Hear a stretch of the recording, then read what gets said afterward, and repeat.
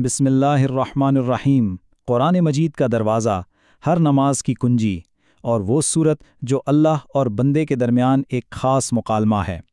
آج ہم تفسیر احسن البیان کی روشنی میں قرآن کی عظیم ترین صورت سورۃ الفاتحہ کے خزانوں کو سمجھنے کی کوشش کریں گے۔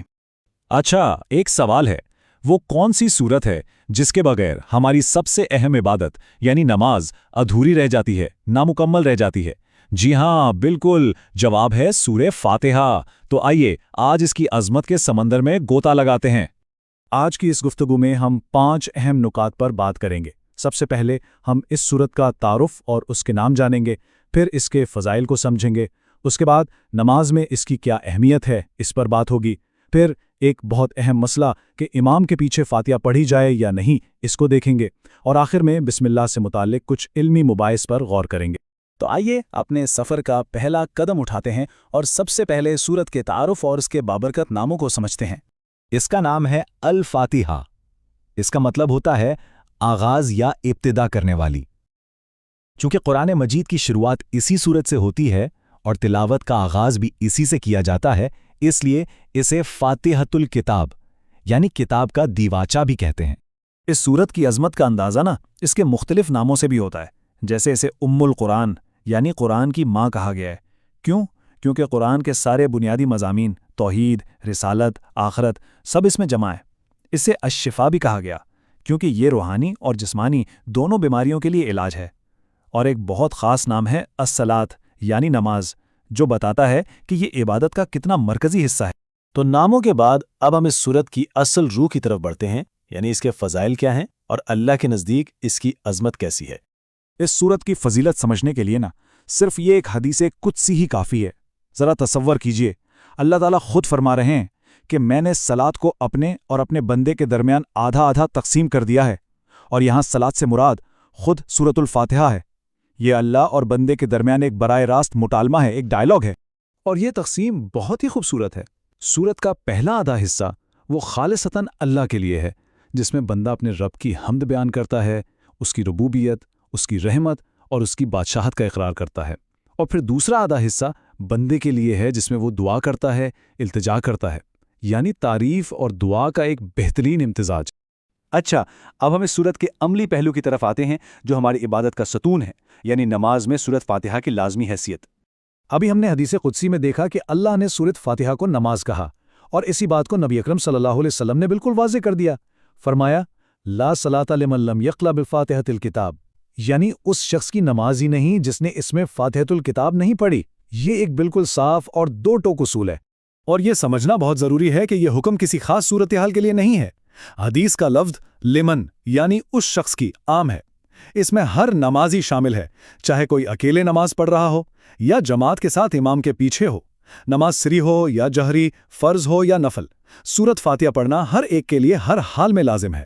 اس معاملے کی سنگینی کا اندازہ اس حدیث سے لگائیں۔ نبی کریم صلی اللہ علیہ وسلم نے فرمایا کہ جس نے نماز میں سورت فاتحہ نہیں پڑھی تو وہ نماز خداجن ہے۔ آپ صلی اللہ علیہ وسلم نے یہ لفظ ایک بار نہیں بلکہ 3 بار دہرایا، خداجن، خداجن، خداجن، جس کا مطلب ہے ناقص ہے، ادھوری ہے، نامکمل ہے۔ تو اب یہاں سے ایک بہت اہم فقہی مسئلہ سامنے آتا ہے جس کے بارے میں بہت سوال کیا جاتا ہے۔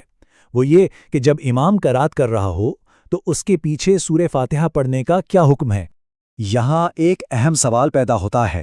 ایک طرف نبی صلی اللہ علیہ وسلم کا حکم ہے کہ فاتحہ کے بغیر نماز نہیں ہوتی، اور دوسری طرف قرآن میں اللہ کا حکم ہے کہ جب قرآن پڑھا جائے تو اسے سنو اور خاموش رہو۔ تو جب امام قرات کر رہا ہو تو مقتدی ان دونوں احکامات پر ایک ساتھ عمل کیسے کرے؟ اس کا بہترین جواب خود اسی حدیث کے راوی حضرت ابو ہریرہ رضی اللہ عنہ نے دے دیا۔ جب ان سے پوچھا گیا کہ ہم امام کے پیچھے کیا کریں تو انہوں نے فرمایا، اقرأ بہا فی نفسک، یعنی اسے اپنے جی میں پڑھو۔ اس سے مسئلہ حل ہو جاتا ہے کہ قرات کو سننا بھی ہے اور فاتحہ کو پڑھنا بھی ہے۔ علماء نے ان دونوں احکامات کو جمع کرنے کی بہت خوبصورت صورتیں بیان کی ہیں۔ ایک رائے یہ ہے کہ خاموشی سے سننے کا حکم فاتحہ کے بعد والی قرات کے لیے ہے۔ دوسری تجویز یہ ہے کہ امام ہر آیت کے بعد تھوڑا وقفہ دے تاکہ مقتدی بھی ساتھ میں پڑھ لے۔ اور تیسری صورت جو بہت سے لوگ اپناتے ہیں وہ یہ ہے کہ امام سورت فاتحہ کے بعد تھوڑی دیر خاموش ہو جائے، جسے سکتہ کہتے ہیں، تاکہ مقتدی اپنی فاتحہ مکمل کر لیں۔ ان طریقوں سے تمام دلائل پر عمل ممکن ہو جاتا ہے۔ چلیں اب ہم اپنے آخری نقطے کی طرف آتے ہیں جو ایک دلچسپ علمی بحث ہے، اور وہ یہ کہ بسم اللہ ہر سورت کا حصہ ہے یا نہیں۔ اس بارے میں علماء میں اختلاف پایا جاتا ہے۔ مکہ اور کوفے کے علماء بسم اللہ کو سورہ فاتحہ سمیت ہر سورت کا حصہ اور ایک مستقل آیت مانتے ہیں، جبکہ مدینہ، بصرہ اور شام کے علماء کے نزدیک یہ سورۃ النمل کے علاوہ کسی اور سورت کی آیت نہیں، بلکہ اسے صرف سورتوں کے درمیان فرق کرنے اور برکت کے لیے لکھا جاتا ہے۔ اور اسی علمی اختلاف کی وجہ سے عمل میں بھی فرق نظر آتا ہے۔ کچھ مکاتب فکر میں امام جہری نمازوں میں بسم اللہ بلند آواز سے پڑھتے ہیں اور کچھ میں آہستہ آواز سے۔ یہ دونوں ہی طریقے مضبوط دلائل پر مبنی ہیں، تاہم اکثر علماء نے آہستہ پڑھنے کو افضل قرار دیا ہے۔ تو آج کی ساری گفتگو کا خلاصہ یہ ہے کہ صحیح احادیث کی روشنی میں سورہ فاتحہ نماز کا وہ ستون ہے، وہ رکن ہے جس کے بغیر نماز کی عمارت کھڑی ہی نہیں ہو سکتی، چاہے کوئی اکیلے نماز پڑھ رہا ہو یا امام کے پیچھے۔ آخر میں ایک سوال پر غور کرتے ہیں۔